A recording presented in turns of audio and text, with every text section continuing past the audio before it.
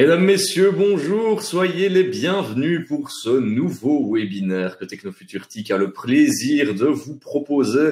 Un webinaire qui s'inscrit dans notre cycle marketing digital. Vous avez peut-être déjà suivi ces webinaires. Le dernier en date, on a parlé d'intelligence artificielle et de vidéos, comment créer des vidéos grâce à l'intelligence artificielle. On a aussi parlé plus globalement, ce cycle digital marketing, il est vraiment axé sur l'intelligence artificielle. On a aussi parlé d'influenceurs. Et aujourd'hui, on va parler justement de RGPD. Donc, ce cycle marketing, il est vraiment axé pour vous, métier du marketing, même si, on sait qu'on a notre public RGPD. Mais ici, ce sera plutôt axé justement RGPD pour les gens du marketing. Donc, bonjour à toutes et à tous, soyez les bienvenus. Je vais accueillir maintenant mon orateur. Il s'agit de Jacques Follon que j'invite à me rejoindre sur scène. Donc, soit il peut le faire manuellement, soit hop là, je vais l'inviter à me rejoindre. Donc, Jacques, on t'attend depuis Bruxelles. Le voici. Bonjour, Jacques. Et oui, aujourd'hui, c'est en virtuel à cause de la neige. Et oui, la neige a eu raison de moi et de ma voiture. Donc, voilà, on n'est pas en studio aujourd'hui. Mais voilà, on a joué la sécurité parce que autant avoir le webinaire à distance que l'un de nous deux n'arrive pas au studio, Jacques, et que et qu'il n'y ait pas de webinaire du tout. Donc voilà, Jacques, est-ce que je dois faire l'affront encore de te présenter Jacques, qui est, tu es parfaitement dans ton élément parce que tu es professeur en marketing digital, mais tu es aussi monsieur RGPD. Donc là, on a vraiment croisé tes deux mondes et c'est un webinaire qui est parfait pour toi. Oui, c'est vrai que, mais comme tu l'as dit, c'est effectivement un webinaire qui est dédié aux gens du marketing. J'ai vu dans les participants qu'il y a certains comme Wenso, par exemple, et quelques autres qui connaissent très bien le RGPD. Mais ici, vraiment, il est dédié aux gens du marketing et donc pour les spécialistes du RGPD qui sont présents aujourd'hui, il y a évidemment des choses que vous connaissez très bien, mais qui sont importantes de rappeler pour plutôt les professionnels du marketing qui sont peut-être moins familiers à un certain nombre d'éléments du RGPD. Ouais, donc on va faire vraiment le point sur c'est ta page de garde, justement. Je me permets d'afficher tes slides. Un couple impossible, finalement. Est-ce que c'est vraiment deux mondes qui peuvent se concilier? C'est ce que tu vas nous expliquer aujourd'hui. Cher public, si vous avez des questions, donc comme je l'ai dit, mettez-les dans l'onglet questions. Le but, c'est de rebondir le plus rapidement dessus. Voilà, si on parle d'un sujet et que vous avez une question sur ce sujet, on va rebondir dessus. On est là vraiment pour répondre à toutes vos questions avec Jacques, à qui je laisse la parole et qui, au travers d'un petit slide, va nous présenter encore qui il est, même s'il a besoin. Jacques qui est nommé ou nominé, je sais pas comment on doit dire, pour un prix d'ailleurs en RGPD cette année-ci. Ouais. Alors, oui, effectivement, le côté couple impossible, c'est un peu la même chose que, je dirais, dans les couples plus traditionnels entre humains. C'est évidemment la communication qui est la chose la plus importante et qui est probablement la cause de divorce la plus importante aussi, c'est le manque de communication. Et donc, pour peut-être un peu spoiler la fin du webinaire, tout ce que je peux vous dire, c'est que ça n'est pas vraiment un couple impossible à partir du moment où on communique bien. C'est-à-dire que, en gros, le RGPD va être un certain nombre de contraintes par rapport au marketing digital, mais globalement, en résumé, on pourrait dire que si on explique bien, on peut quand même faire beaucoup de choses en marketing digital, mais il y a une nécessité effectivement d'explication. Alors effectivement, ceux que ça intéresse, mon dernier bouquin qui est sorti sur le sujet sur la protection des données à l'heure de l'intelligence artificielle, effectivement, j'ai eu le plaisir d'être nominé, que dit-on en général, parmi les 5 finalistes de la Privacy Professional of the Year, qui fait pour la première fois en 2024, et on saura le 4 décembre que le gagnant, il y aura and the winner is, voilà, bien, mais les 4 autres finalistes sont des gens qui sont très très actifs aussi dans le secteur du RGPD, donc on verra ce que ça va donner, mais je crois que c'était intéressant aussi de peut-être rappeler un peu, de mettre un peu en valeur les DPO donc les Data Protection Officers, de façon globale. Alors, ce qu'on va faire aujourd'hui, c'est rappeler, puisque, comme je vous l'ai dit, c'est un webinaire qui est dédié au comment dirais-je? Ah, merci Stéphane. Stéphane qui dit que mon livre est exceptionnel, est une véritable Bible. J'allais te le dire, Voilà. ouais. Et donc, webinaire dédié aux personnes du marketing. Donc, voilà, on va commencer peut-être par un bref résumé et replanter un petit peu le contexte. Oui, c'est ça. Donc, pour les professionnels, évidemment, ça sera pas encore que un rappel est jamais mauvais. On parlera des choses essentielles, c'est-à-dire le site internet, qui est quand même le mode de communication, les cookies, et pour lequel je vous invite d'ailleurs à être assez prudent parce qu'il y a eu quelques décisions récentes de l'APD qui ont été jusqu'à 25 000 euros d'amende pour non-respect, notamment dans les organes de presse. Et puis notre ami Schrems, dont je reparlerai tout à l'heure, est très actif en matière de plaintes. Il y a 256 plaintes en Europe pour le moment pour non-respect de la réglementation sur les cookies. On parlera évidemment un peu d'emailing et de prospection, ce qu'on peut faire et pas faire. Des réseaux sociaux, parce qu'il y a parfois des choses qu'on oublie un peu en marketing digital, et puis la question analyse de risque, privacy by design, et la réflexion en amont, et puis évidemment une petite couche d'IA, parce que on ne peut pas ne pas en parler aujourd'hui en marketing digital. C'est clair que ce serait bête de passer à côté. Et donc, si vous êtes attentif, cher public, j'ai activé déjà un petit onglet sondage pour prendre de l'avance. Depuis quand devez-vous être en règle par rapport au RGPD?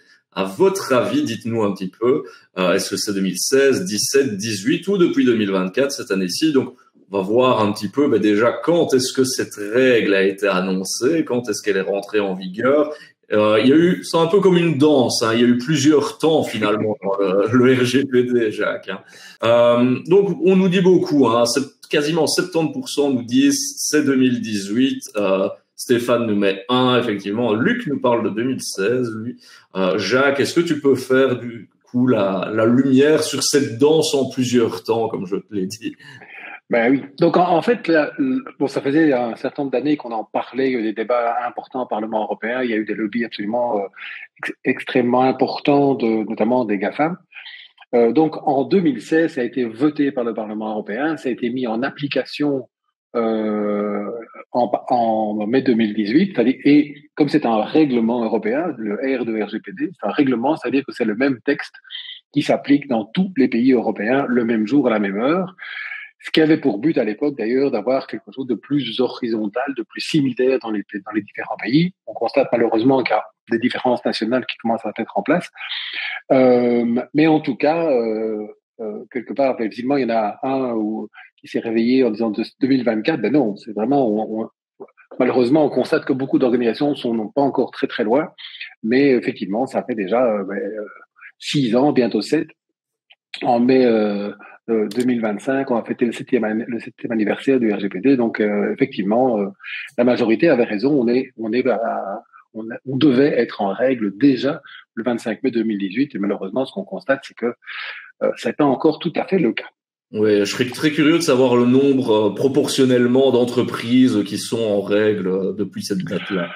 Alors, il y a eu quelques études au niveau européen à ce sujet, et en fait, les grandes entreprises généralement ont fait le taf, mais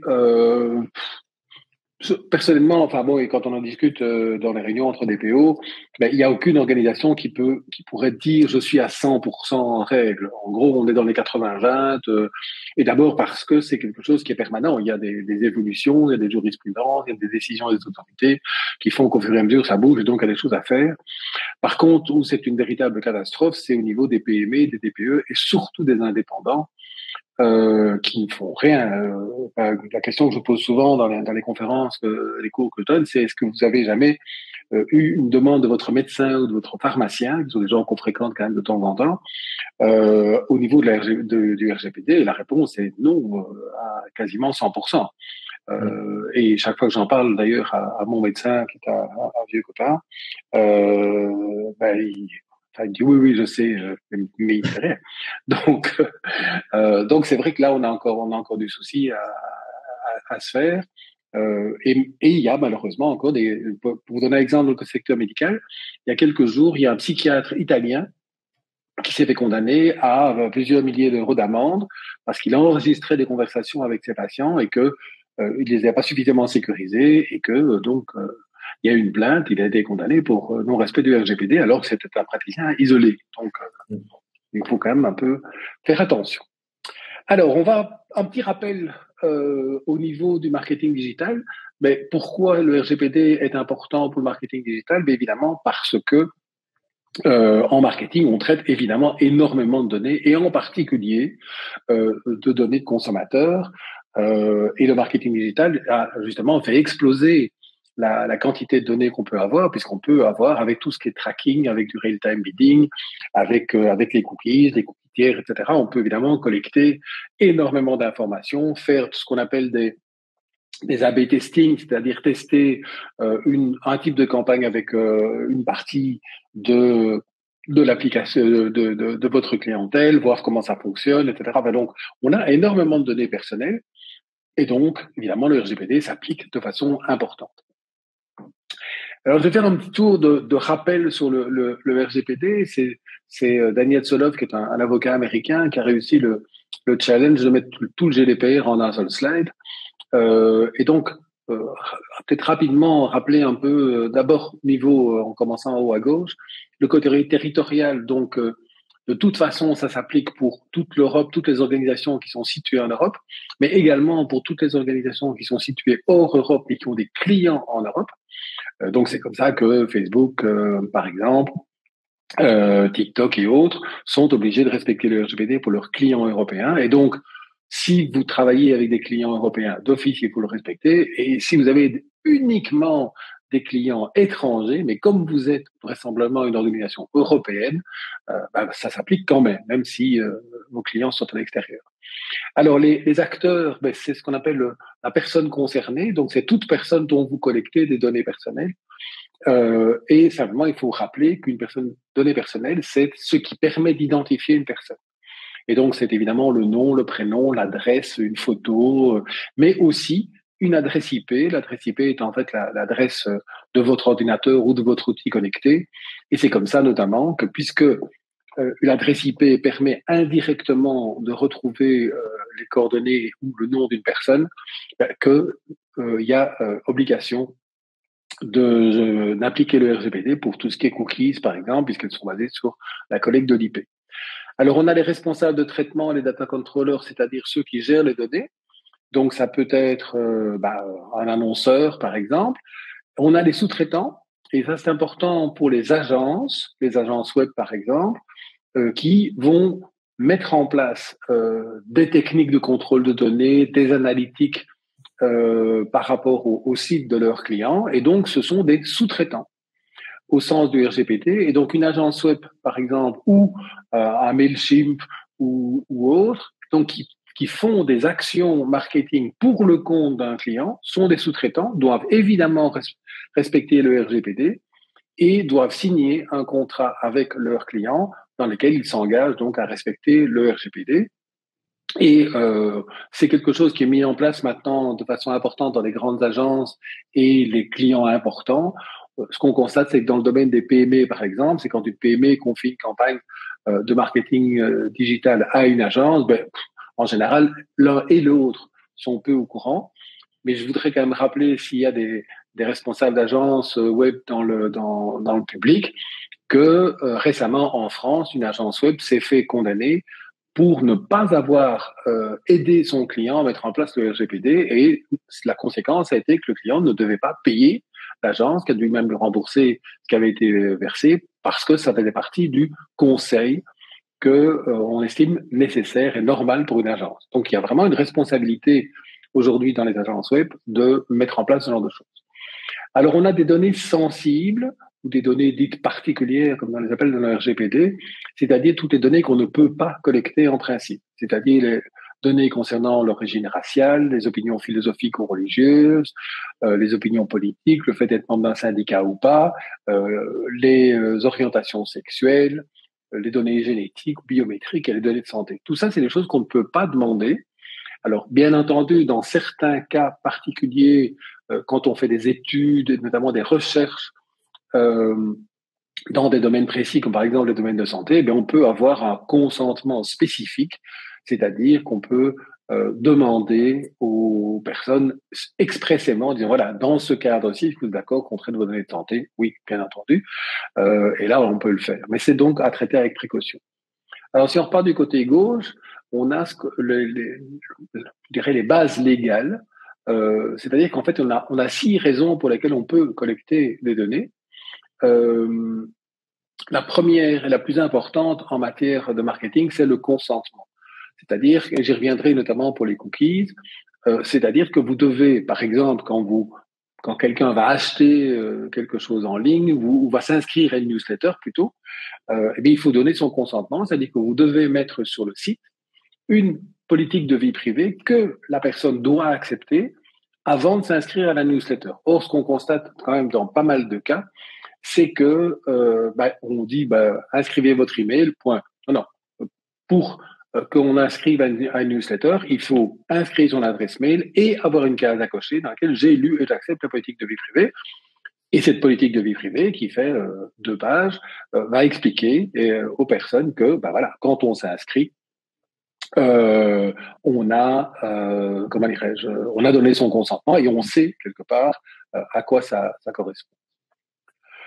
Donc ça, c'est le consentement. On a le contrat. Le contrat, c'est par exemple pour le commerce électronique. Donc, c'est ce qu'on appelle les contrats de vente à distance en droit. Et donc, dans ce cadre-là, on a évidemment la possibilité de le faire. Mais ce qui est très important aussi dans ce cadre-là, c'est que quand vous avez des sites de commerce électronique et que la personne veut s'inscrire, acheter quelque chose, il faut 2 cases à cocher.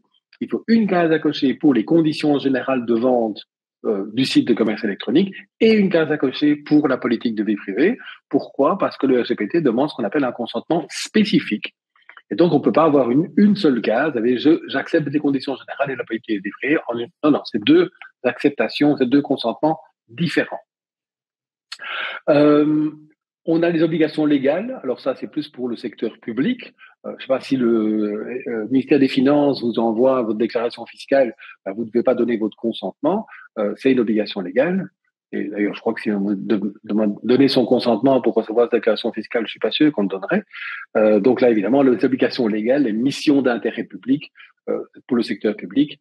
Et alors, on a l'intérêt vital. C'est-à-dire que clairement, si vous arrivez dans le coma dans un hôpital, on ne va pas d'abord vous réveiller pour vous faire signer une politique de vie privée, on va soigner d'abord, bien entendu.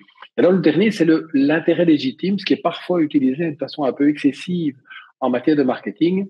L'intérêt légitime, faut pas l'oublier, c'est quand même un équilibre entre, d'une part, l'intérêt réel de la société qui veut collecter des données, et d'autre part, le respect de la vie privée des personnes concernées. Donc, c'est pas j'ai envie de contacter les gens, donc c'est mon intérêt légitime. Non, il faut quand même, il y a quand même certaines limites. Il faut être capable de démontrer qu'on peut le faire, et on en parlera tout à l'heure quand on parlera de prospection.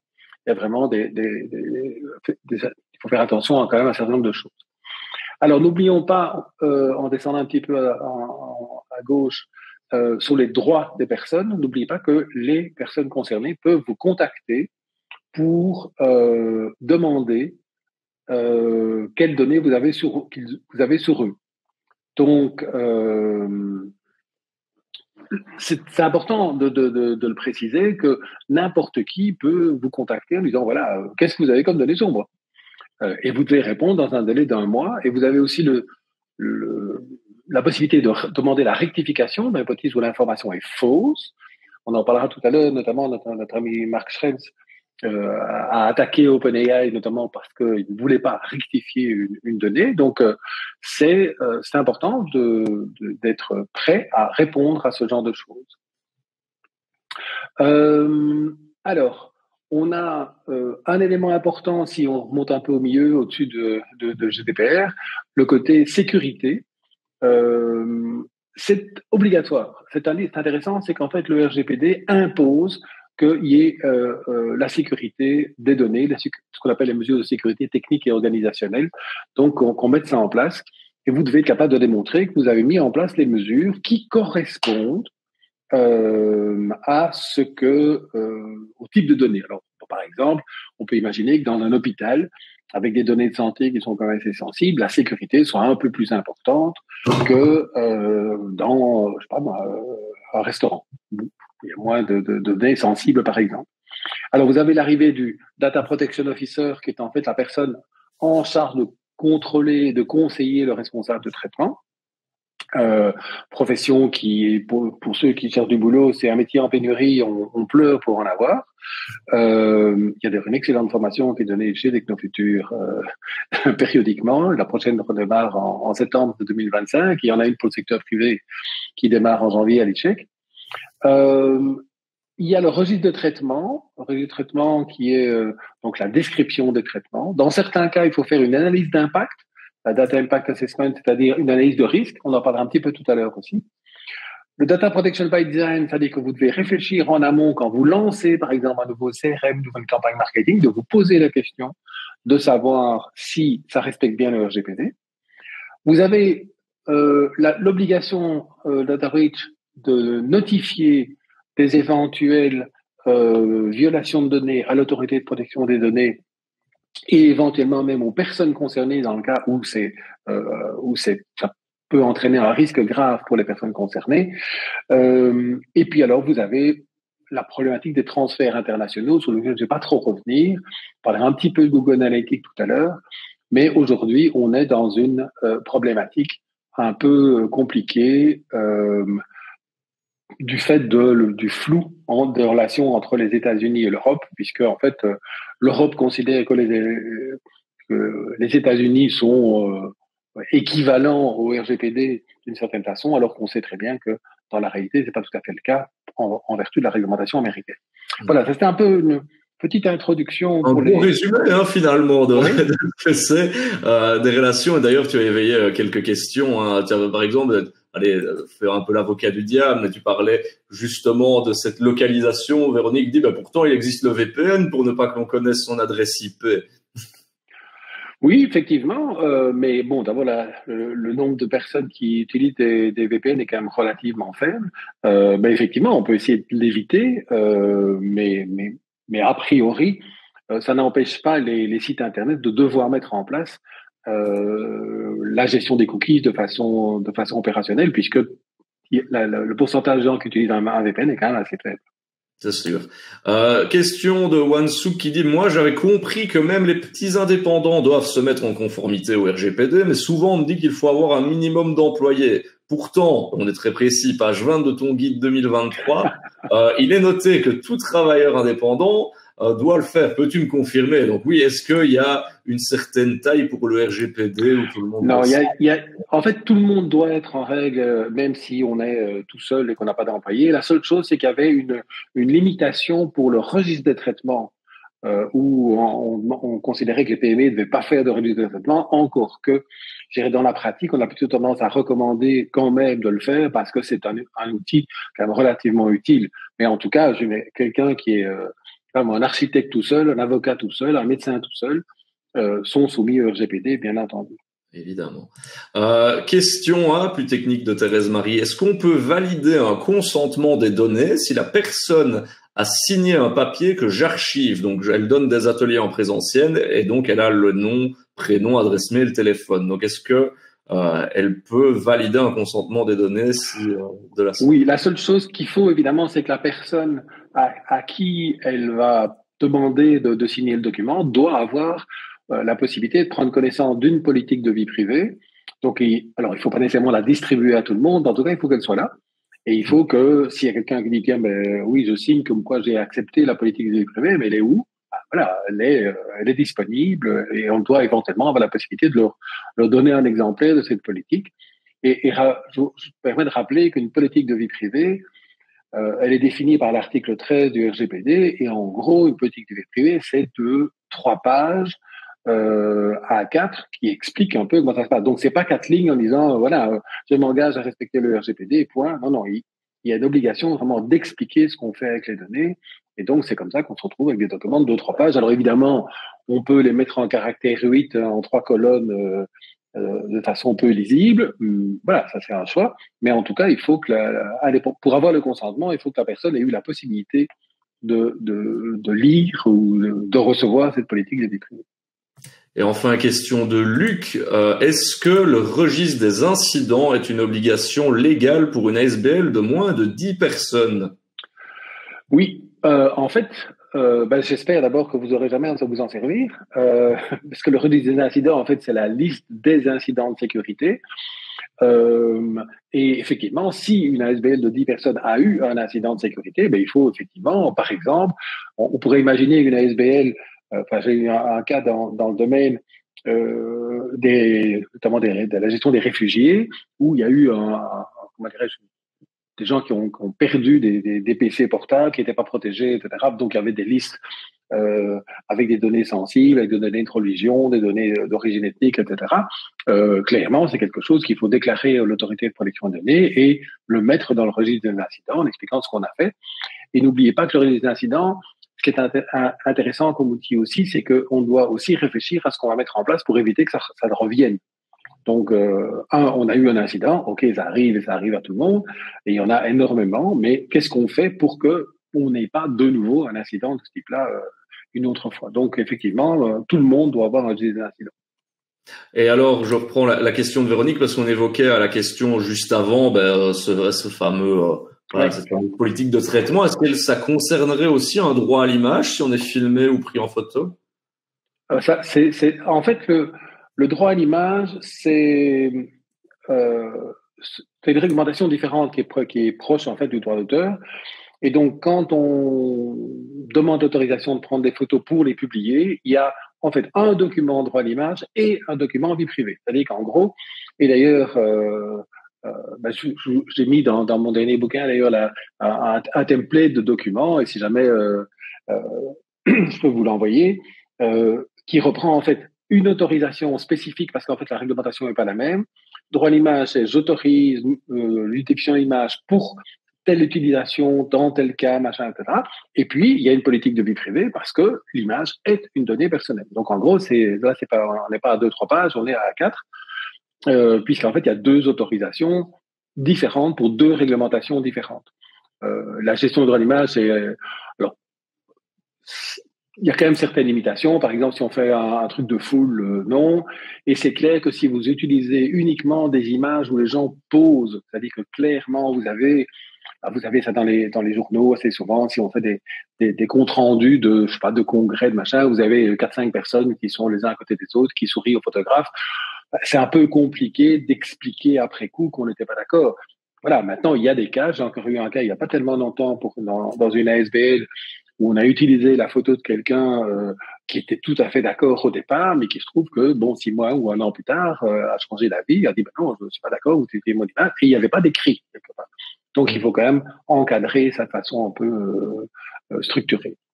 Oui, comme dit Luc, je reprends cette question, c'est que, par exemple, s'il y a une action syndicale, ça permet d'identifier les participants, déduire des opinions politiques. Donc, il y a des photos qui peuvent, l'air de rien, se déduire, entre guillemets, une donnée sensible. Alors, oui et non. Oui, c'est vrai, mais maintenant, clairement, si quelqu'un participe à une manifestation de la FGTB, par exemple, avec une veste rouge et en portant un drapeau de la FGTB,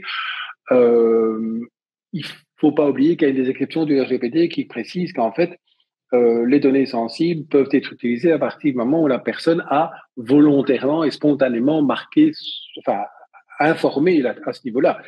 Quand vous avez, il y a eu un cas en France, un politicien qui fait son coming out et qui annonce son homosexualité, ça n'est plus une donnée sensible. Je veux dire, un journaliste peut écrire un article en disant que monsieur ou madame machin est homosexuel parce qu'il l'a dit. Donc, à partir du moment où on l'annonce, si on écrit un article journal sur, je sais pas moi, Paul Magnette en disant qu'il est socialiste, c'est pas un scoop, il l'a dit, c'est clair, enfin, ça n'est plus une donnée sensible.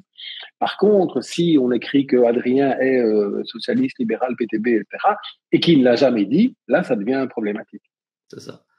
Il y a encore des questions, mais on les prendra dans la suite. Ne vous tracassez pas. De toute façon, on a plein de choses à dire. Analfia est intéressé par ton template du droit à l'image, Jacques. Donc, si tu peux le transmettre, moi je me referai, je ferai le messager. On va parler d'un grand principe maintenant dans le RGPD, c'est le fameux Accountability. Comment est-ce qu'on peut déjà le traduire, ce principe? C'est mal traduit par responsabilisation. En gros, c'est une chose qui est importante dans le RGPD, c'est que non seulement il faut se mettre en conformité, mais qu'en plus on est capable de le démontrer. Et donc, c'est un peu ce que je dis souvent, c'est que vous êtes en gros présumé coupable. Dans l'hypothèse où il y a une plainte et que l'autorité de protection des données vient faire une enquête chez vous, et ils vont vous demander ce que vous avez fait, quelle est la documentation du RGPD. Et donc, ça n'est pas simplement faire des choses, mais être capable de le démontrer. C'est comme ça que, voilà, il faut mettre en place des choses et ça n'est pas simplement en affirmant ce qu'on voit parfois en disant nous respectons le RGPD.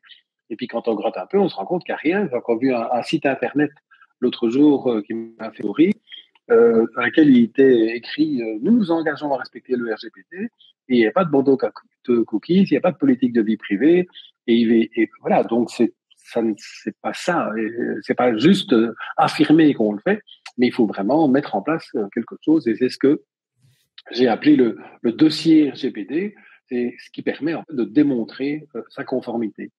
Et là, je vous ai donné un exemple d'un dossier. En général, on met ça dans un SharePoint, un Dropbox ou autre en ligne. Enfin, vous pouvez le mettre sur papier si vous voulez, mais qui va reprendre en fait l'ensemble des rubriques du RGPD, qui va donc démontrer ce que vous avez fait. Alors, est-ce que vous avez un DPO ou pas? Si vous en avez un, mais pourquoi vous avez choisi celui-là ou celle-là? Parce qu'il est censé avoir des compétences particulières par rapport au RGPD. Si vous avez décidé de pas en avoir un, c'était une décision à prendre aussi. Les contrats de sous-traitance dont je vous ai parlé, par exemple, entre agence web ou agence de marketing digital et annonceurs. Les analyses d'impact, donc fameuses DPIA, dans certains cas. Les ressources humaines, où il y a un certain nombre d'éléments à mettre en place en matière de clause de confidentialité, par exemple, de politique, de charte informatique, de charte en matière d'utilisation des IA, etc. Registre des incidents dont j'ai déjà parlé un peu tout à l'heure, qui doit être mis en place quand il y a des incidents.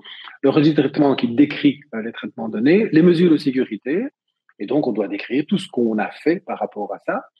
La gestion des droits des personnes concernées, donc les droits d'accès, de rectification, etc. Privacy by design, donc la réflexion en amont sur les nouveaux programmes, notamment en matière de marketing. Les relations avec l'autorité de protection des données, quand il y en a, évidemment. Et alors, les conventions éventuelles. Et puis, les deux nouveaux éléments qui sont l'arrivée de l'intelligence artificielle dans lequel il y a effectivement des liens entre le RGPD et puis NIS 2, qui est une réglementation sur la sécurité de l'information, qui a aussi des interactions avec le RGPD. Et alors, on a même la norme ISO 27002 ou la 27001 qui sont en fait des normes de sécurité qui sont utiles pour les mesures de sécurité. Et donc, il y a vraiment pas mal de choses qu'il faut documenter et je dirais ce constat dans la pratique, notamment chez nos clients, qu'il voilà, y a des choses à mettre en place et il faut vraiment structurellement le faire. Et je recommande même vraiment d'utiliser ce dossier. Pourquoi? Parce qu'en fait, ça permet dans un premier temps de voir où on en est, de voir qu'est-ce qu'on a déjà fait, de se faire un plan d'action, puisqu'on arrive bientôt au mois de décembre, de se faire un plan d'action pour 2025, de dire qu'est-ce qu'on va faire en 2025, et de voir en 2025 où on en est, éventuellement les étapes pour l'année suivante. C'est un bon outil de gestion de l'évolution du RGPD. Et comme tu le dis, c'est un cercle sans fin, il ne se finit jamais. Hein. Il faut pas se reposer sur des acquis et puis c'est terminé. Justement, d'ailleurs, tu parlais de la gestion des incidents. Quand on a un incident, c'est bien la preuve qu'il faut toujours se remettre en question et continuer. Absolument. Et donc, c'est vraiment un never-ending story et c'est un boulot permanent en fonction des évolutions, en fonction aussi d'ailleurs des évolutions de vos activités, par exemple. Et donc, parce qu'on a souvent tendance à dire oui, mais enfin c'est un truc juridique. Non, pour moi la partie strictement juridique du RGPD c'est peut-être la plus faible. Ce qui est important, c'est vraiment la sécurité de l'information et la plus grosse partie, c'est vraiment de l'organisation. C'est un changement de culture au sein de l'organisation pour faire passer les messages comme quoi on est vraiment dans une structure nouvelle dans laquelle on faut tenir compte quelque part de la gestion des données. La sécurité et la vie privée, c'est vraiment deux mondes qui se regroupent. Et en fait, quand on lit, par exemple, la norme ISO 27002, qui est une espèce d'excellente checklist par rapport à la sécurité, mais on se rend compte qu'il y a vraiment énormément de recoupements sur le RGPD. Et si vous posez des questions en matière de sécurité, c'est vraiment un outil qui est vraiment bien fichu, qui est assez récent parce qu'il date de 2022 et qui vous permet de voir un peu tout ce à quoi on peut penser en matière de sécurité. Et c'est vraiment un outil très utile pour les gens qui s'occupent de sécurité et de vie privée. Alors, on va rentrer dans la pratique en marketing direct et on va commencer évidemment par le site internet. Et avec un premier petit sondage que je viens de vous publier. Alors, je me permets d'afficher ton slide suivant et de vous poser cette situation. Votre employeur lance un site internet de vente en ligne B2C de vêtements et accessoires. Combien d'éléments parmi ceux-ci devez-vous prendre en compte pour respecter le RGPD? Donc, un bandeau cookie, une cookie policy, une privacy policy, un droit des personnes, une durée de conservation des données. Est-ce que c'est 2, 3, 4, 5 ou plusieurs éléments qui ne sont pas répertoriés que vous devez prendre en compte pour respecter le RGPD? Donc, dites-le nous dans l'onglet sondage. Tu as une question de Dominique qui la met 2 fois. J'allais y venir. Est-ce que un indépendant ou une PME peut faire appel à un DPO en externe? Est-ce qu'il y a un accès à la profession? Est-ce que la certification et la formation permanente sont suffisantes, Jacques? Alors, DPO externe, évidemment, et je dirais pour des PME ou des petites structures, c'est peut-être une bonne solution parce que le fait de devoir former quelqu'un en interne peut parfois être problématique. Et donc, effectivement, il y a pas mal de DPO externes. Par contre, dans la deuxième question, la certification, il n'y a malheureusement pas de certification. Alors, il faut faire attention, c'est que la majorité, il y a quand même, oui, la majorité des formations qui existent se vendent en disant nous sommes une formation certifiante. Alors, ça n'est jamais que eux qui décident de se certifier eux-mêmes. J'ai encore vu hier un truc qui m'a fait bondir.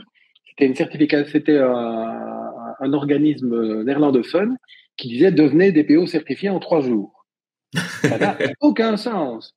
Je dis, enfin, en 3 jours, on a à peine le temps de lire le RGPD et de commenter un petit peu. Vous donner un exemple, la formation qu'on met en place à Technofutur pour le secteur public et à l'échec pour le secteur privé, c'est 14 ou 15 jours plein, avec examen, exercice, etc. Et avec des formateurs qui passent en revue tout ça. Donc, il n'y a malheureusement pas de certification. Donc, quand quelqu'un vous dit « je suis DPO certifié », ça n'est jamais qu'un organisme qui a décidé de lui octroyer un diplôme comme quoi c'était. Mais ce n'est pas une certification officielle.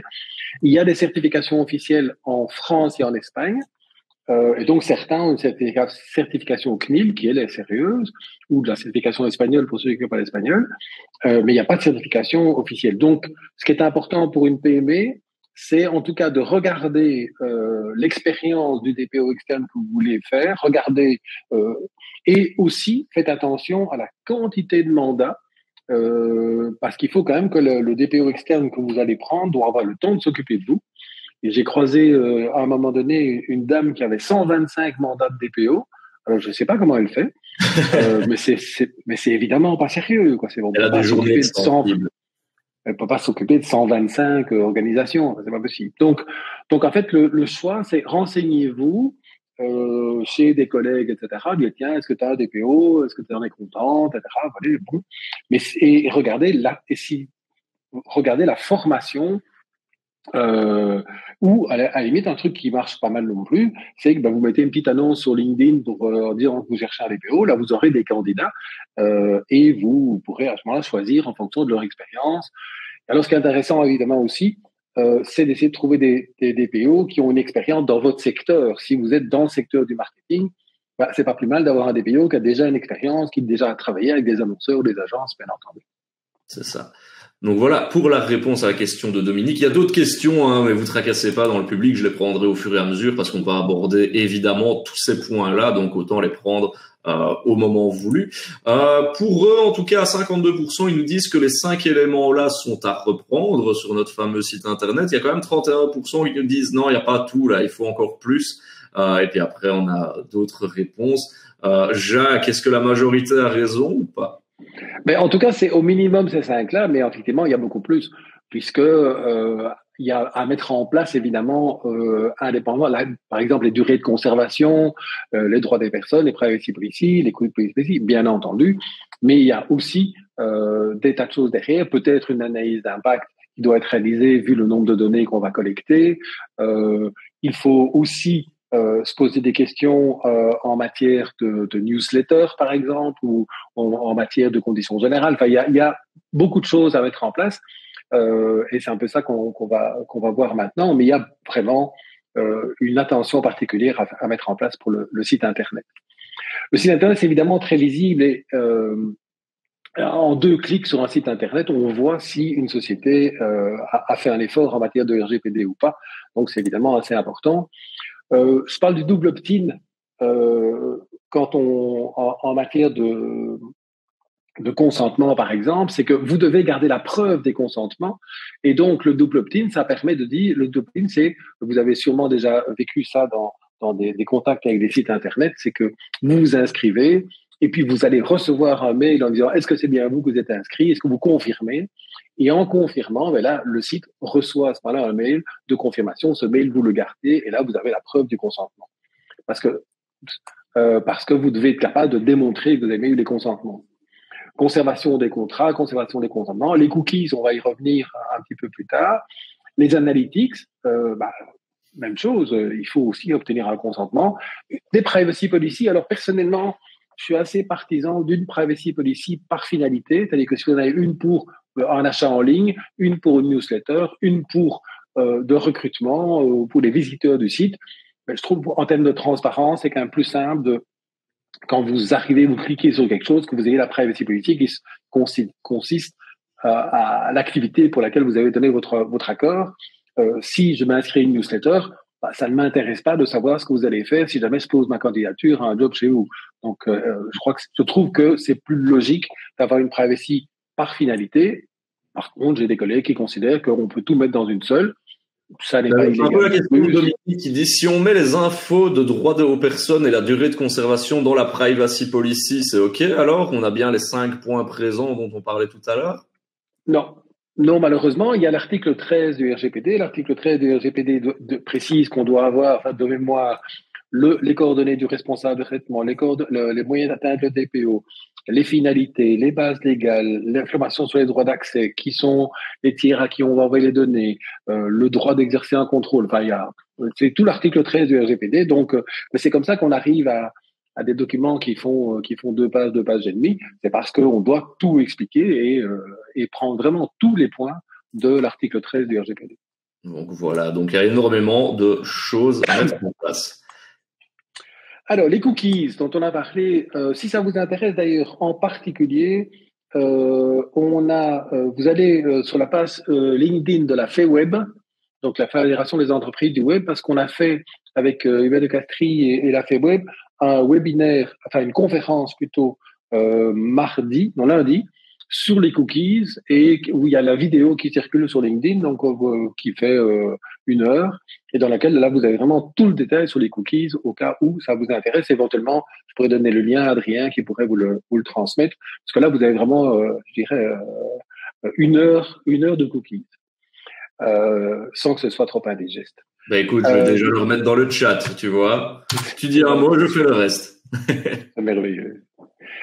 Alors, les cookies, c'est quoi? C'est un petit programme informatique qu'on met sur votre site Internet, donc pour vous traquer un peu, pour savoir comment ça fonctionne. Et alors, vous avez aussi ce qu'on appelle les cookies tiers, c'est-à-dire que, par exemple, les cookies les pixels Facebook, ceux des réseaux sociaux, par exemple, qui permettent à ce moment-là de vous traquer sur votre circulation sur d'autres sites. Alors, la base légale pour les cookies, c'est le consentement.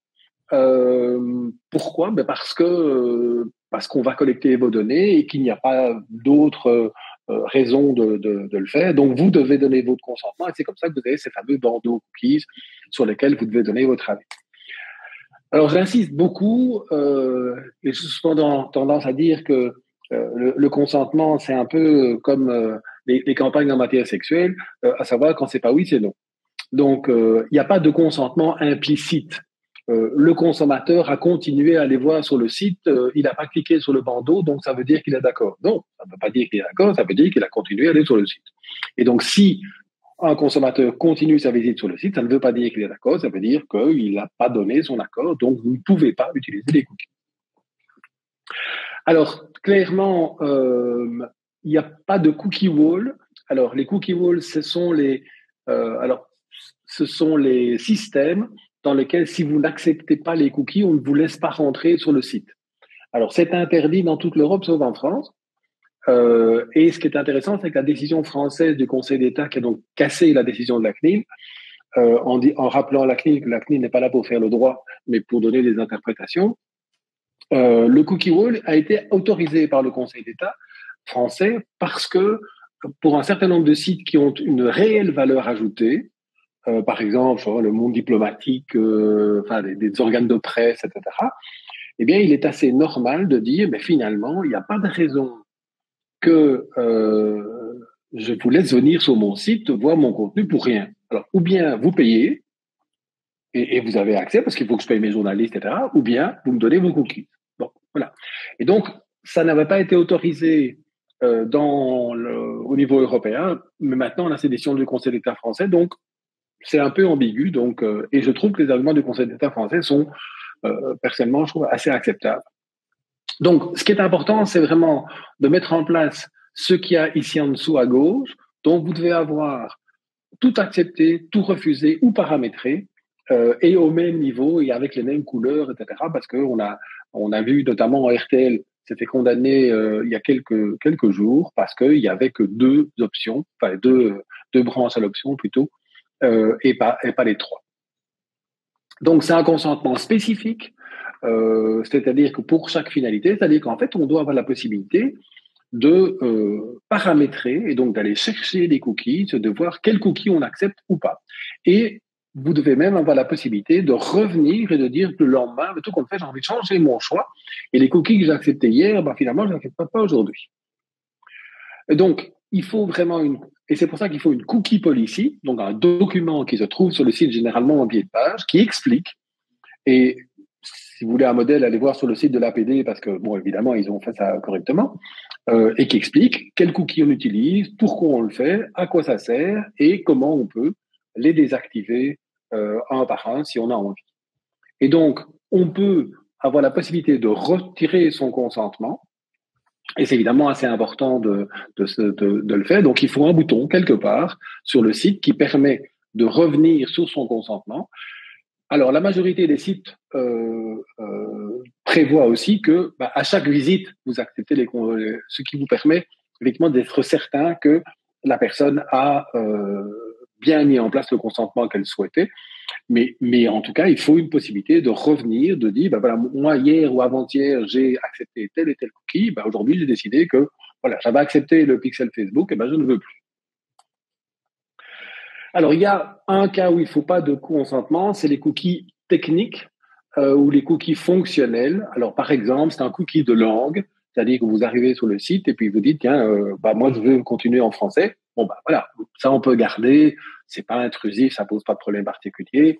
Les cookies qui permettent de garder dans votre panier, vous allez sur le site et vous achetez 4 trucs différents, c'est clair que si chaque fois vous changez de page, ça disparaît, c'est embêtant. Donc ça, évidemment, ça fait partie du fonctionnement technique du site.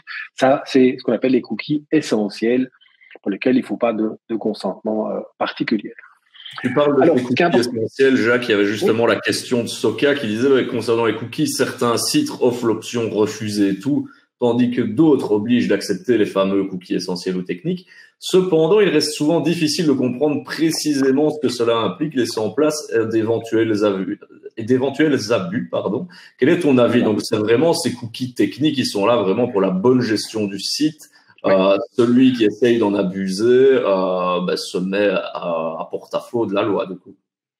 Tout à fait. Et en fait, quand on dit refuser tout, en gros, ça veut dire refuser tout, sauf les essentiels, parce que c'est dont le site fonctionne pas. Donc, c'est vrai que c'est parfois un peu léger. Et donc, il faut vraiment clairement, et l'APD et les autres autorités ont dit la même chose, il faut avoir 3 boutons les uns à côté des autres, refuser tout, c'est-à-dire refuser tout sauf les essentiels, paramétrer, donc je vais choisir ou j'accepte tout. Et ça, ces trois possibilités doivent exister. Et si on clique sur paramétrer, on doit arriver sur un écran sur lequel il y a tous les cookies. Je peux dire, moi, je veux celui-là, je veux pas celui-là, etc. Les uns à la suite de. Voilà. Tout simplement. Alors, il y a eu effectivement pas mal de plaintes. Pourquoi? Parce que c'est assez facile. Et Non of Your Business, qui est l'ONG de Max Schrems, qui est donc l'activiste autrichien qui a attaqué les accords États-Unis et Europe et qui a réussi à faire annuler par la Cour de justice 2 fois l'accord entre les États-Unis et l'Europe, et en attendant d'ailleurs qu'il fasse annuler le troisième, qui est à peu près un copier-coller des précédents. Il a porté plainte contre 226 organisations déjà, et notamment c'est à cause de lui que certains organes de presse belges ont eu des amendes jusqu'à 25 000 euros pour non-respect des cookies, parce que voilà, il n'y a pas de possibilité d'avoir les trois. Alors, généralement, l'APD donne une recommandation en disant, voilà, vous avez 1 mois pour le mettre en place, sinon vous avez une astreinte 2, etc. Donc, en général, les gens se mettent en ordre. Mais c'est vraiment quelque chose sur lequel j'attire votre attention, parce que c'est vraiment dans le collimateur, tant des ONG qui veulent défendre la vie privée que des autorités de protection des données. Et donc, par exemple, dans le cas de RTL, vous voyez l'exemple qui est évidemment pas un bon exemple, où vous aviez un double exemple, oui, qui était en accepter et fermer, donc j'accepte tout, ou en savoir plus. Non, il faut paramétrer, refuser, et donc il n'y avait pas de possibilité. Alors, par contre, RTL avait mis en place quelque part un espace de gestion des cookies, qui permettait quand même dans le bandeau noir à droite, ce que l'APD a considéré quand même comme quelque chose de positif. Mais donc, cette décision du 11 octobre a condamné RTL à se mettre en conformité. Et alors, tu te doutes bien que les cookies génèrent énormément de questions, donc on va prendre le temps d'y répondre vu qu'on en parle. Justement, tu as une question de Dominique qui est même une double question. Il demande d'abord, est-ce qu'il faut enregistrer le choix des cookies des visiteurs du site? Et donc oui, c'est une première réponse. Oui, parce que c'est un consentement, et donc on doit être capable de prouver ce consentement. Oui. C'est ça. Et qui décide quel cookie va dans les essentiels ou pas? Est-ce que c'est le webmaster ou est-ce que ce sont des normes qui ont été bien définies? Alors, il y a des normes, il y a des explications sur les sites des autorités de protection des données, mais c'est vraiment les cookies, il n'y a pas beaucoup de discussion là-dessus. C'est vraiment les cookies qui sont essentiels au fonctionnement du site, donc comme les cookies de session, comme les cookies de langue, des choses comme ça. Donc ça, c'est assez clair. Il n'y a pas de discussion particulière par rapport à ça. Dès qu'on rentre dans de l'analytique, on n'est pas dans des cookies essentiels, par exemple. Ouais. Donc ça, il n'y a pas de discussion à ce sujet-là. Ces fameux cookies techniques. Donc, est-ce que le législateur belge est intervenu? Luc Drey, je pensais que ce n'était que les Français qui avaient prévu cette exception. Non. En fait, ça fait. En fait, il y a la directive e-privacy. Je ne vais pas rentrer trop dans les détails, mais la directive e-privacy qui s'en occupait déjà précédemment. Il y a une interprétation de l'European Data Protection Board qui est sortie il n'y a pas tellement longtemps, mais qui est, je trouve, pas très utile parce qu'elle est quand même assez peu claire et assez peu précise. Mais en tout cas, il n'y a pas beaucoup de discussion sur ce qu'est un cookie essentiel. La question, c'est à quoi ça sert? Si on n'utilise pas ce cookie, le site ne fonctionne pas ou les fonctionnalités du site ne peuvent pas fonctionner, c'est un cookie essentiel. Dès qu'on rentre dans quelque chose qui est de l'analyse du comportement des visiteurs du site, là, on est dans des cookies qui ne sont pas essentiels. Et enfin, pour rentrer dans quelque chose de plus pratique, est-ce que tu peux recommander 2 ou 3 plugins de gestion de cookies? Est-ce que tu en connais? Par exemple, Vincent nous met dans le chat Ghostery, par exemple. Je ne sais pas si tu en connais. Alors, il y en a plein. Alors, il faut faire attention, c'est que justement, il y en a certains qui sont pas encore complètement en règle, donc il faut voir ce qu'ils proposent, parce qu'il faut vraiment avoir ces trois possibilités qui doivent être au même niveau. Alors, il y a Cookiebot, il y a Didomi, mais bon, c'est une question de moyens aussi, parce que la plupart de ces plugins sont payants. Et donc, il faut essayer de trouver quelque chose qui corresponde un peu je dirais, aux moyens de votre organisation. Et certains qui soient effectivement en règle par rapport à ça. Il faut faire attention aussi à ce qu'on appelle les dark patterns, c'est-à-dire le fait d'essayer d'influencer le consommateur, par exemple en mettant le bouton accepter en vert alors que les autres sont en rouge, des choses comme ça. Ça, c'est évidemment aussi critiquable. Mais ça, si vous allez voir la vidéo dont je vous ai parlé Là, on parle vraiment de toute cette évolution de façon précise là-dedans. Et vous avez d'ailleurs, je peux vous donner aussi le lien des slides que j'avais proposés par rapport à ça. Là, vous aurez beaucoup plus de détails en fait. Et justement, Dominique dit, est-ce que c'est normal que sur certains sites, si on veut ouvrir un document ou visionner une vidéo, on ne puisse pas le faire parce qu'on n'a pas accepté, on a accepté que les cookies essentiels. C'est vrai qu'il y a certains sites, par exemple, on ne voit même pas s'ils ont introduit des tweets, par exemple, dans l'article. On ne sait pas accéder aux tweets parce qu'on n'a pas accepté les cookies essentiels. Bah oui, c'est logique parce qu'en fait, il y a un pixel de X, par exemple, ou un pixel de YouTube qu'on n'a pas accepté, donc évidemment, on n'a pas accès. C'est un peu logique. Et donc, ça, c'est effectivement et notamment les pixels des réseaux sociaux. Il y a une recommandation d'APD là-dessus qui dit que tant que les pixels des réseaux sociaux, on peut pas les mettre en fait en page d'accueil du site, puisqu'il rentrera en application tout de suite. Or, on ne peut les mettre en application qu'à partir du moment où le consommateur a accepté les cookies des réseaux sociaux. Donc, il faut gérer ça. Et donc, c'est un peu, je dirais, logique quelque part, mais qu'on ne donne pas accès, puisqu'on n'a pas accepté le cookie du réseau social, mais on ne peut pas avoir accès évidemment au réseau social. C'est un peu logique. Exactement. Alors, question peut-être un peu technique, mais je te la pose quand même, ça n'engage à rien, parce qu'on a, j'imagine, des utilisateurs de WordPress dans notre assemblée. Que pensez-vous de Cookie Yes pour WordPress? Est-ce que ça te parle ou pas du tout? Oui, et c'est pas suffisant. Non, pas suffisant. Ben voilà, c'est bon mais pas suffisant, comme disait l'autre. Ouais. Voilà. On va continuer tout doucement parce que l'heure file. On va faire un petit aspect maintenant, justement email, newsletter, avec un petit sondage que je vous propose. Je vais afficher la slide en grand pour que vous puissiez la lire avant que je ne le publie. La prospection de personnes avec qui je n'ai jamais été en contact est possible en B2B uniquement, en B2B et en B2C, où B2B et B2C sont interdits par le RGPD. Donc, on vous donne rendez-vous dans l'onglet sondage, justement, pour avoir une réponse à cette question qu'on va éluder tout après, bien évidemment. Donc, rendez-vous dans l'onglet sondage. En tout cas, pourtant, dès le début, la prudence domine. On a mis à moitié B2B et B2C sont interdits par le RGPD, comme ça, on est sûr. Mais voilà, on va attendre que les votes arrivent un petit peu, justement, pour avoir plus de précision. Est-ce que tu as des noms, justement, Jacques, pendant qu'ils répondent? Béatrice demande des noms de sites qui ont bien mis en place toutes ces recommandations pour avoir des exemples. Donc, est-ce que tu connais des sites qui sont parfaitement bien GDPR compliant? Celui de l'autorité de protection des données. Tout simplement. Non, mais je rigole pas, c'est vrai, évidemment. Et notamment dans la conférence web qu'on a fait l'autre jour, j'ai repris en fait comment dirais-je, tout ce que l'APD propose en matière de cookies, par exemple, parce que c'est évidemment conforme. Et donc, ils expliquent, il y a une politique de cookies, ils expliquent comment ça fonctionne, les bandeaux sont cohérents. Donc, oui, allez voir le site de l'autorité de protection de données. Le bandeau est évidemment tout à fait en règle avec la réglementation. La politique de cookies est un bon exemple. Et oui, donc bien sûr.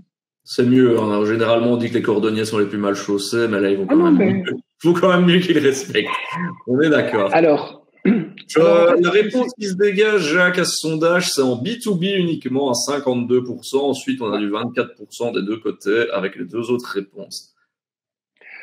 Eh ben, c'est les 52% qui ont raison, parce que effectivement, en matière de prospection, en B2B, on peut prospecter quelqu'un qu'on ne connaît pas ou une société qu'on ne connaît pas, pour autant que dans le premier mail qu'on lui envoie, on précise que la personne a la possibilité de se désabonner.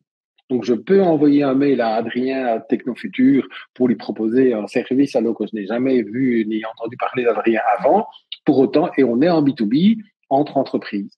En B2C, c'est-à-dire vers les consommateurs, on ne peut contacter les consommateurs qu'à partir du moment où on a obtenu leur consentement. Et donc, clairement, si vous envoyez un mail à des personnes privées, en B2C pour des consommateurs, donc pas dans une relation commerciale par rapport à d'entreprise à entreprise, mais vous devez être capable de démontrer que vous avez obtenu le consentement avant. Et donc, on a pas mal de plaintes de gens qui disent, mais voilà, pourquoi est-ce que vous me contactez? Je vous connais pas. Et donc, effectivement, on est obligé de le faire. Et donc, il y a une légende qui circule sur le soft opt-in en disant oui, mais enfin, on peut contacter la première fois et puis on verra. Bah non, enfin, la réglementation est assez claire. Et donc, faites attention aussi si on vous vend des listes de consommateurs ou des fichiers, etc., de vérifier, d'être certain en fait qu'il y a bien un consentement pour la prospection. Donc, pour une campagne d'emailing légal, ben, il faut être certain qu'on a le consentement et la preuve du consentement. Pourquoi? Ben, parce que si jamais quelqu'un vous contacte en vous disant, ben, tiens, qu'est-ce qui me permet de dire que j'ai donné mon consentement, ben, il faut leur dire, ben, voilà, 14 avril 2023 à 2h22, ben, vous avez cliqué là-dessus, j'ai reçu votre mail, voilà. Donc, le côté unsubscribe, toujours, c'est-à-dire la possibilité de se désabonner à tout moment et respecter le droit des personnes concernées, c'est-à-dire que la personne peut toujours demander son droit d'accès, de rectification, etc., à tout moment, et on doit être capable de répondre. Donc, clairement, et ça vient du site de la CNIL, donc c'est vraiment consentement libre, spécifique, éclairé, c'est-à-dire qu'en fait, il faut un spécifique en disant, voilà, je veux bien que mes données soient utilisées pour la prospection commerciale. Et c'est important parce que souvent, dans les politiques de vie privée, dans les sites commerciaux, mais dans les finalités, c'est-à-dire des raisons pour lesquelles on collecte les données, il y a vraiment tout et n'importe quoi. En disant, on va collecter vos données pour de la prospection, on va les vendre à des tiers, on va s'en servir pour ça. Et puis il faut faire attention qu'en fait, vous n'alliez pas trop loin dans l'utilité des données. Et donc, en fait, quand les gens s'inscrivent, par exemple, ils achètent un produit, ça ne veut pas dire nécessairement qu'ils sont d'accord de recevoir une newsletter. Ça ne veut pas dire nécessairement qu'ils sont d'accord que vous revendiez leurs données à des tiers. Enfin, donc, il faut faire attention aux raisons et ce qu'on appelle les finalités en matière de RGPD par rapport à ce que vous avez collecté. La protection vers les professionnels, alors je vous ai un petit peu parlé de l'intérêt légitime tout à l'heure. L'intérêt légitime, donc, c'est quand on a un intérêt à contacter, et donc en prospection B2B, donc d'entreprise à entreprise, on considère que, ah oui, je vends des produits, j'ai donc un intérêt à trouver des clients, et je vais contacter des comptables en essayant de leur vendre un produit, un logiciel comptable. Voilà, ça c'est assez logique et on peut le faire. Mais le comptable peut très bien dire, écoutez, moi ça m'intéresse pas, sortez-moi de votre liste et on doit le faire. Tu te doutes des questions qui arrivent justement avec cette fameuse newsletter, cette fameuse prospection et emailing. Luc demande, alors cas un peu sur base d'un fichier client, donc de patient, peut-on utiliser un emailing pour recueillir le consentement à une newsletter? Donc est-ce que je peux envoyer un mail en disant est-ce que vous conseillez non, consentement c'est avant, hein, et donc on peut pas envoyer un truc pour demander un consentement. Non. Par contre, quand vous avez des contacts avec vos clients, si ce sont des clients consommateurs, il faut essayer de trouver un moyen pour leur demander un accord en disant, tiens, si vous êtes intéressé par mes produits, tiens, allez vous inscrire sur mon site, ou bien si vous les voyez, on parlait tout à l'heure de je sais pas, de séminaires ou de choses en présentiel, vous pouvez leur faire signer un petit papier en disant, tiens, je suis intéressé par recevoir des informations, vous gardez le papier. Enfin, donc, on doit avoir un consentement préalable. On peut pas, en B2C, on peut pas envoyer une newsletter ou un mail à quelqu'un en disant bonjour, voilà, je vous contacte, est-ce que vous êtes d'accord que je vous contacte? Malheureusement, non. Et en B2B, donc on avait posé la question, le sondage, c'est autorisé même vers des adresses nominatives. Je pensais que c'était OK pour les adresses génériques, mais pas pour une adresse donc où on sait identifier nom, point, prénom, arrobas, quelque chose. Quand on est en B2B, en fait, on peut trouver, enfin, quelque part, les adresses en B2B sont quand même des adresses qui sont généralement plus ou moins publiques. Et on sait que, voilà, si j'ai envie de contacter quelqu'un dans une entreprise, je sais que c'est effectivement nom, prénom, @ mais on est en B2B, donc je ne contacte pas la personne en tant que personne privée, je la contacte en tant que responsable des achats de la société, etc. Et même si j'ai trouvé son adresse en tant que, comment dirais-je, En tant que responsable des achats, bah oui, on est en B2B, donc on n'est pas obligé d'écrire à InfoAd, d'autant plus que InfoAd, en général, il n'y a personne qui répond. Donc, non, pour moi, on reste en B2B. Alors, j'ai 3 questions qui se rejoignent un petit peu de Valérie et de Véronique. Je vais prendre Valérie d'abord. On parle de la prospection emailing de type Mailchimp. Qu'en est-il d'un email classique, donc sans passer par un système de mailing et sans que les coordonnées soient encodées dans un système automatique? Et donc, je rebondis sur ce que Véronique pose comme question. Lorsque je fais un mailing à plusieurs personnes, suis-je obligé de mettre les adresses en CCI? Alors, c'est 2 choses différentes. La première, c'est que qu'on envoie un emailing, je dirais, à la main, en envoyant un mail par mail, le risque est exactement le même, puisqu'en fait, vous risquez d'avoir quelqu'un qui vous réponde en disant, mais qui êtes-vous, de quel droit vous me contactez, etc. Même si vous n'avez qu'un seul mail en B2C, c'est la même chose. Par contre, les CCI, c'est une recommandation qu'on fait. Pourquoi? Mais parce que en tout cas, quand on envoie des grands mailings à tout le monde, n'oubliez pas qu'en fait le phishing est quand même quelque chose qui existe et qu'à partir du moment où un pirate quelconque a accès à une boîte mail, il aura automatiquement accès aussi à toutes les adresses mail qui se trouvent dans cette boîte mail. Donc plus il y en a, plus il y a de risques. Donc on recommande souvent en matière de sécurité quand on envoie des mails à beaucoup de monde, de mettre plutôt les adresses en copie cachée pour éviter justement ce genre de choses. Et puis, je dirais même d'un point de vue formel, c'est quand même assez casse-pied quand vous avez un mail à 23 personnes et qu'il y en a un qui dit « Ah oui, d'accord, je suis bien, assez gentil, merci beaucoup ». Et on se retrouve avec 350 mails qui partent dans tous les sens et qui ont un intérêt limité. Donc, voilà. Mais c'est vrai que c'est une recommandation de sécurité, il n'y a pas d'obligation légale. Mais parfois, le problème qui se pose, c'est que quand on envoie des données personnelles, je dirais dans la nature, ben ça veut dire que si vous envoyez, par exemple, vous avez un mail vers des tiers extérieurs à votre organisation et que vous mettez en copie plein de choses avec des collègues, d'autres clients, etc., ben, ça commence à devenir un peu compliqué parce que vous distribuez quelque part des données personnelles un peu à tout le monde. Donc, c'est une recommandation en termes de sécurité, en tout cas. Et est-ce que c'est le même genre de cas pour les SMS, demande Margot, parce que situation personnelle que je partage aussi tout à fait, je reçois des SMS marketing que je ne désire pas malgré mes demandes pour qu'ils me suppriment de leur liste. Je continue à recevoir des SMS. Entre parenthèses, généralement, on doit envoyer un stop qui lui est aussi payant, donc c'est un peu embêtant. Qu'est-ce que je peux faire? Porter plainte à l'APD. Tout simplement. Non, mais je vous dis, ça sert à ça. D'abord, c'est contacter la société qui est derrière, il y a des boîtes comme Ring Ring, etc., par exemple, qui font ça, ils sont tout à fait au courant et ils arrêtent. Porter plainte à l'APD, vous allez sur le site de l'APD, ça prend 5 minutes, c'est gratuit. Voilà, donc, et vous pouvez contacter la société en question qui vous les envoie en disant, écoutez, voilà, moi j'en ai marre, donc je porte plainte à l'APD, en général, ça s'arrête. Ça fait son petit effet, effectivement. Et donc, après le mailing, on va passer aux réseaux sociaux, qui là aussi sont un gros pan de votre activité, j'imagine, cher public, en tant qu'acteur du digital marketing.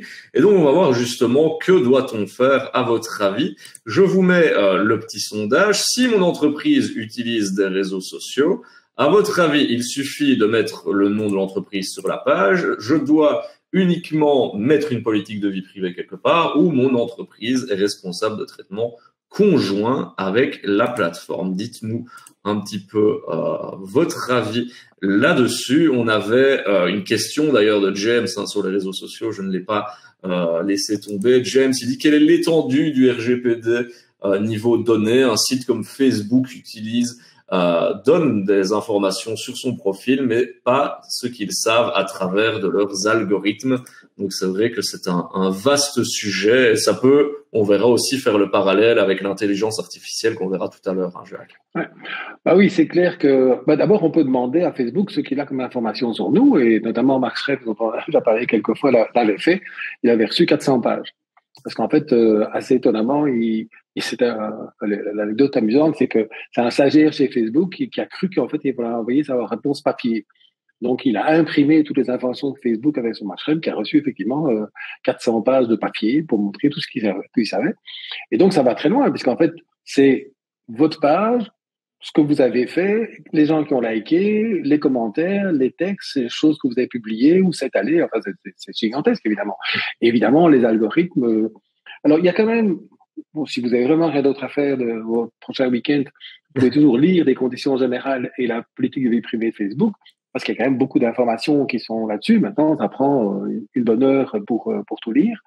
Mais ils expliquent quand même pas mal de choses sur ce qu'ils font, quelque part.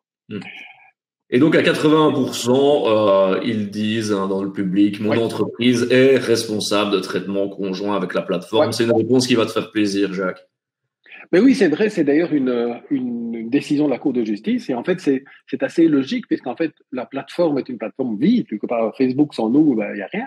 Et donc, quelque part, Facebook et X et Twitter et Insta et autres mettent à notre disposition une plateforme, et c'est nous, quelque part, qui mettons des choses. Et donc, ça veut dire que quand on a une page réseaux sociaux d'une organisation, ça fait partie évidemment du marketing de l'organisation. Donc, ça veut dire qu'il faut mettre quelque part une information en matière de vie privée sur le réseau social. Alors, par exemple, chez Facebook, c'est assez facile à trouver dans les paramètres. Vous allez trouver un endroit, mention légale, etc., où vous pouvez mettre un lien vers la politique de vie privée. Et là, c'est une petite livrée qui va expliquer ce que vous faites avec les données des réseaux sociaux. Et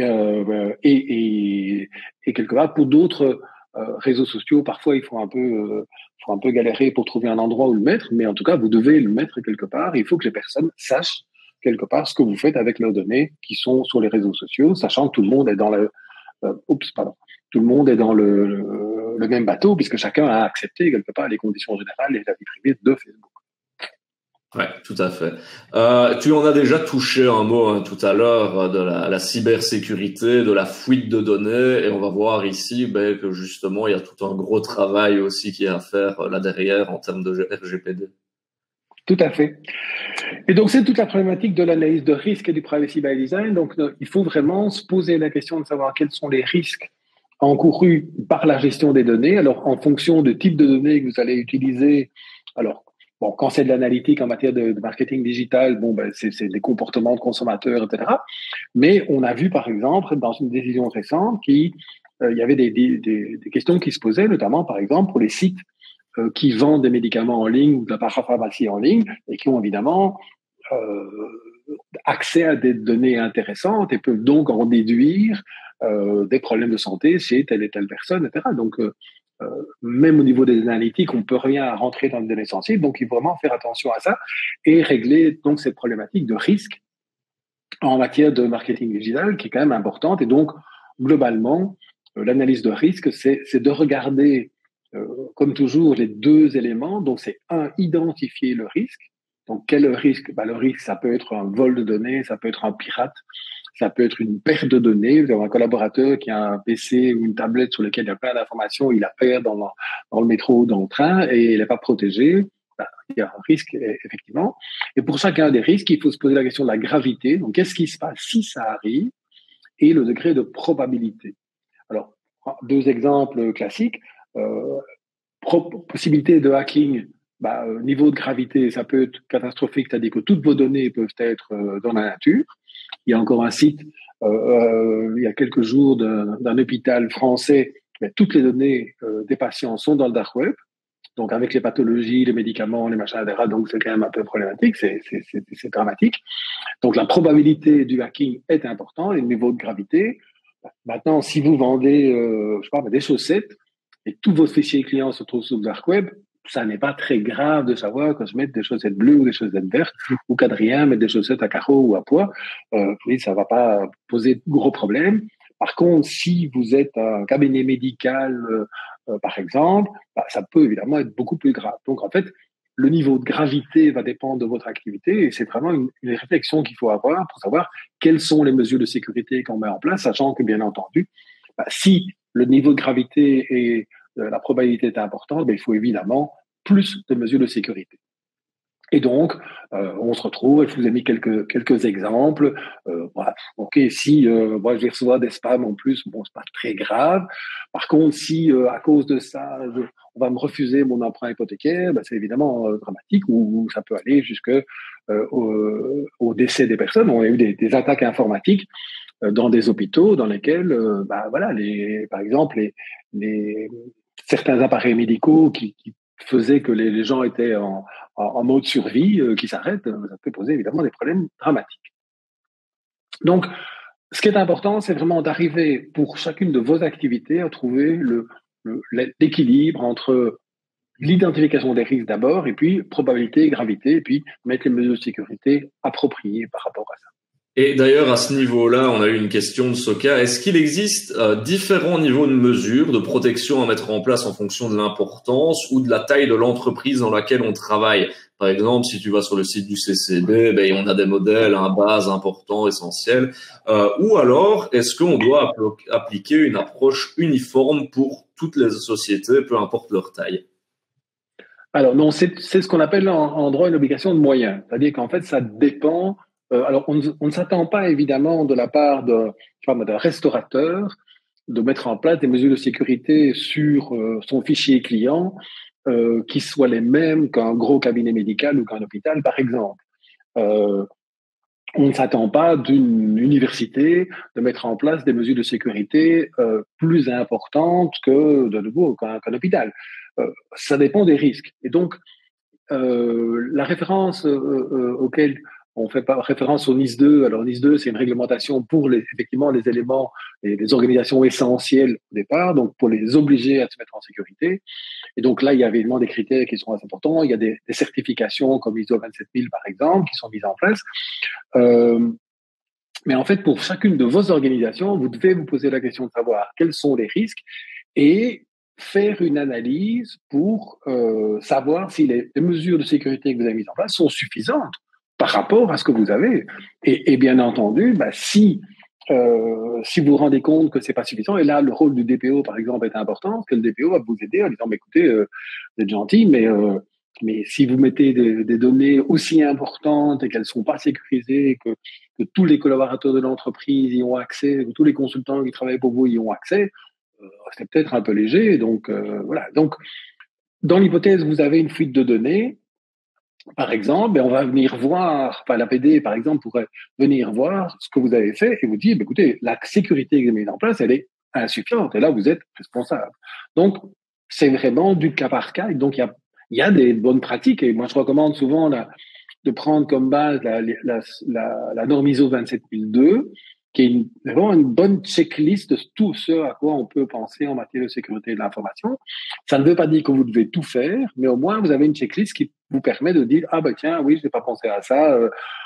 Ça peut être simplement je sais pas, aussi des données physiques, hein, le fait de mettre le serveur, je sais pas, dans la cave et pas à côté de la fenêtre au rez-de-chaussée, enfin des choses qui sont parfois un peu basiques, mais auxquelles il faut penser.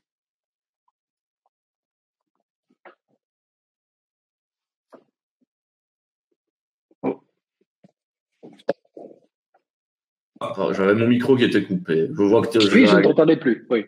Donc, je disais justement, tu parlais du rôle du DPO.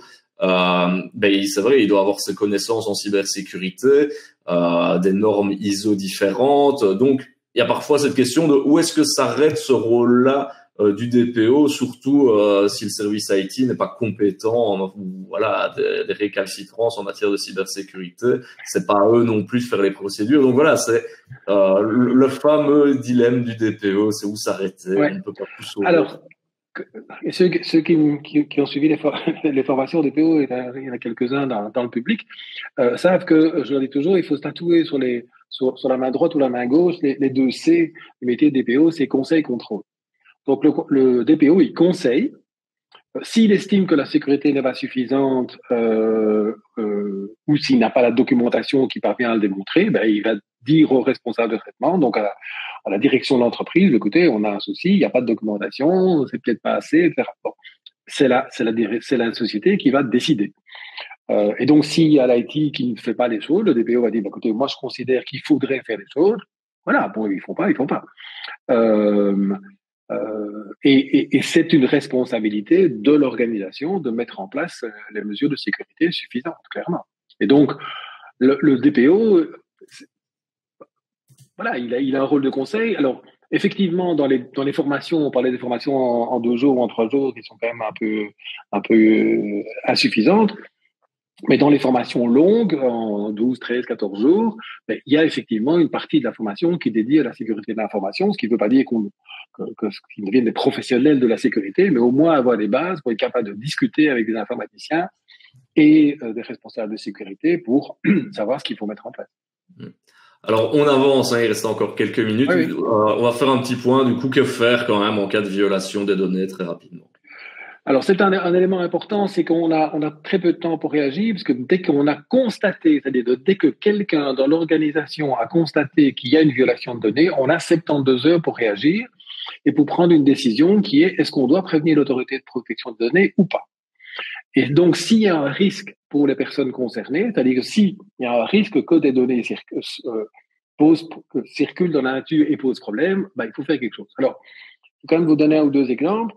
Ben, j'ai eu un cas dans le domaine d'un club de hockey dans lequel un copain qui était président de club nous téléphone en lui disant tiens, voilà, on a volé la tablette de l'entraîneur sur laquelle il y a la sélection de l'équipe première du club, la tactique, etc. Est-ce que ça fait quelque chose au niveau RGPD?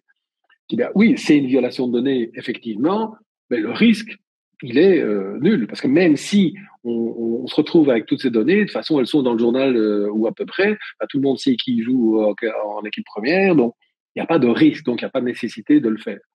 Par contre, un autre cas où j'ai eu, c'est un gros cabinet médical dans lequel il y a eu une attaque informatique. Bah, là, oui, et non seulement dans ce cas-là, il faut prévenir l'autorité de protection des données, mais il faut même prévenir tous les patients qui sont concernés en disant, bah, écoutez, vous avez un risque que vos données circulent quelque part, et donc voilà, on est désolé, mais voilà.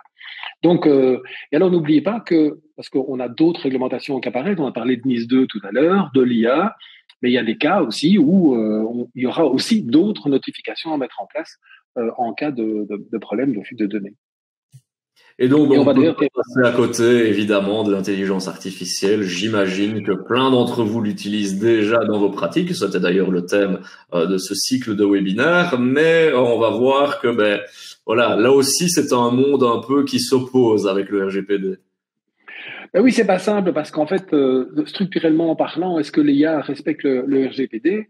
Ben on peut se poser la question et malheureusement la réponse est relativement non puisqu'en fait on a plein de questions qui se posent. Je vous en ai mis quelques-unes. C'est que structurellement parlant, le responsable de traitement quand on utilise ChatGPT, c'est qui? Où sont les données personnelles? Parce que bien entendu, toutes les IA ont scrappé l'intégralité du web, donc il y a plein de données personnelles dedans.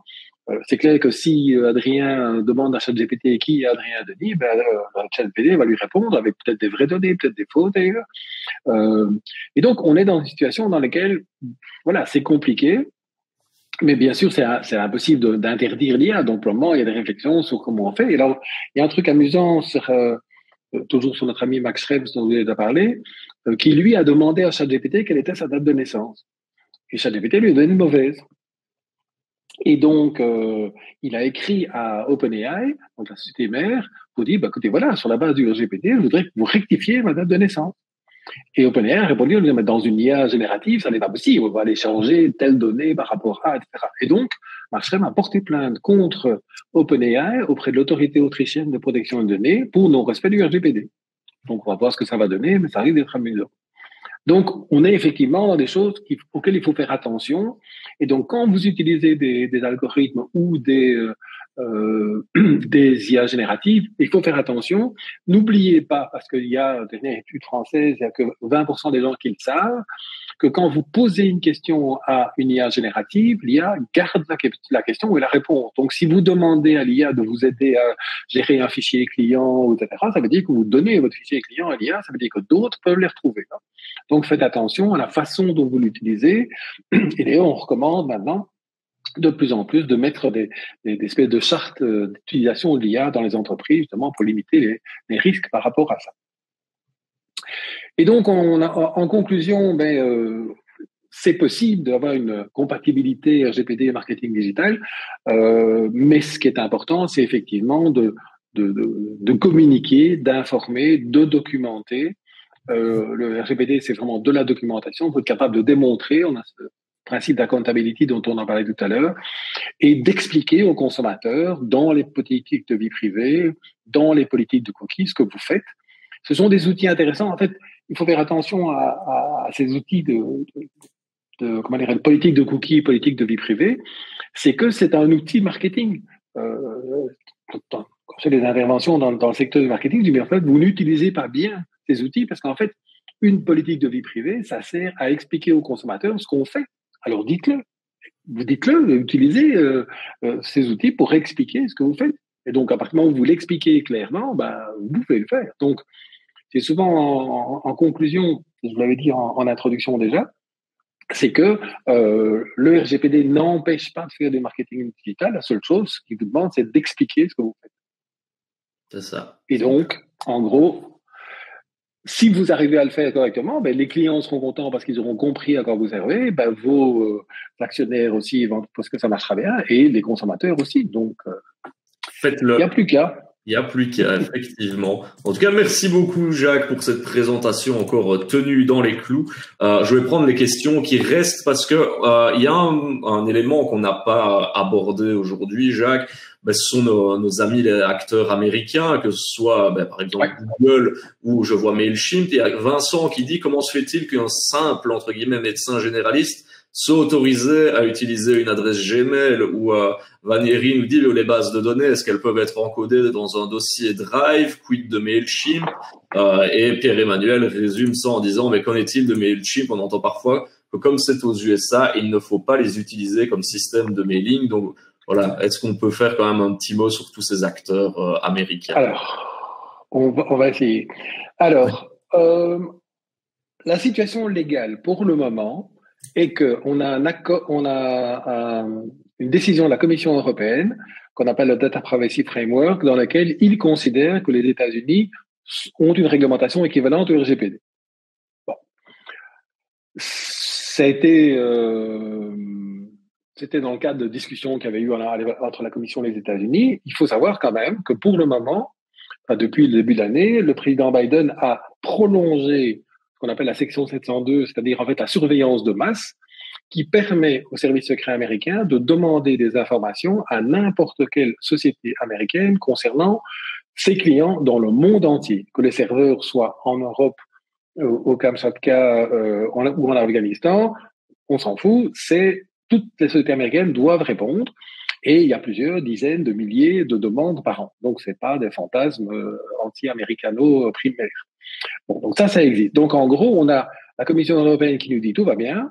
Et dans la réalité, on sait que, globalement, l'accord entre les États-Unis et l'Europe a été cassé à cause de la surveillance de masse. Donc, vraisemblablement, il va être cassé aussi. Alors, quand je suis confronté à ça par rapport à nos clients pour le moment, qu'est-ce qu'on fait? Pour moi, il y a deux types d'outils américains différents. Le premier, c'est des outils, par exemple, comme Google Analytics, et c'est vrai que j'avais dit que j'en parlerai, je ne l'ai pas fait, mais on va en profiter. Google Analytics, qui est un excellent outil d'analytique clairement pour les comportements des consommateurs sur les sites.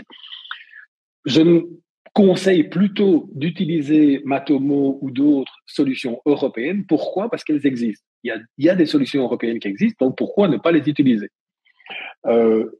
Par contre, si vous voulez vraiment utiliser Google Analytics, eh bien, je recommande qu'il y ait une décision de la direction de votre agence ou de votre organisation disant nous, on a décidé de continuer parce que c'est mieux, parce que. Et donc, c'est un choix motivé. Et puis, on verra bien si un jour vous avez un souci par rapport à ça. Mais Google Analytics a été, avant Data Privacy Framework, interdit en France, en Italie et en Autriche, si ma mémoire est bonne. Par contre, et c'est la même chose pour Mailchimp, il y a des outils européens. Donc, pourquoi utiliser Mailchimp alors qu'il y a des outils européens qui font la même chose? Par contre, des choses comme Gmail, Microsoft, Copilot, EO, Gemini et autres, mais on n'a pas beaucoup d'équivalents. Si vous voulez remplacer tout l'écosystème Microsoft 365 et Copilot, oui, il y a une équivalence chez Google et c'est à peu près tout. Il y a quelques trucs en logiciel libre, mais il n'y a pas vraiment d'écosystème équivalent. Par contre, ce que je vous recommande, c'est de décider clairement, de prendre une décision dans votre organisation, en disant, on a décidé de choisir ça parce que. N'oubliez pas que la Commission européenne a été condamnée il y a quelques mois par le contrôleur européen, c'est-à-dire en fait l'APD de l'Europe, parce que la Commission européenne avait décidé de travailler avec Microsoft sans avoir vraiment justifié sa décision. Donc, il y a quand même des décisions à ce niveau-là qui comptent. Donc, en résumé, s'il y a des solutions européennes équivalentes, je vous recommande plutôt d'utiliser les solutions européennes. S'il n'y en a pas, genre Microsoft, Google et autres, ok, justifié quand même quelque part. Et donc, pour la question du médecin, ben, voilà, quel est le risque que le médecin utilise Gmail ou autre chose? Voilà, c'est un choix, mais je crois pas que le médecin aura aujourd'hui un souci. Par contre, le jour où, ce qui arrivera vraisemblablement en 2025, l'accord, le Data Privacy Framework, donc l'accord, la décision de la Commission européenne par rapport aux États-Unis est cassée, ben là, il faudra se poser effectivement des questions. Voilà. Ben, écoute, ça répond parfaitement à ce point. C'est vrai, on n'avait pas abordé dans cette présentation, mais il est vrai que justement, il fallait faire un petit point là-dessus. On va clôturer ici ce webinaire. On répondra aux questions en suspens par écrit. En tout cas, merci à vous toutes et tous de nous avoir suivis. Merci surtout à Jacques, dont Dominique attend avec impatience le livre. Donc, je pense qu'on a été plus que complet, comme on nous dit dans le chat. Ben, bon appétit, c'est vrai, à toutes et à tous. Et on se retrouve le 5 décembre. À bientôt.